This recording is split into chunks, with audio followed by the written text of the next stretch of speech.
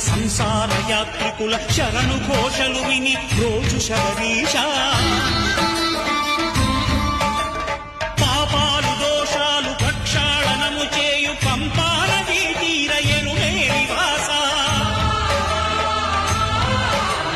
నియమాల మాలతో సుగుణాల మెట్లపై నడిపించి కనిపించు అయ్యప్ప స్వామి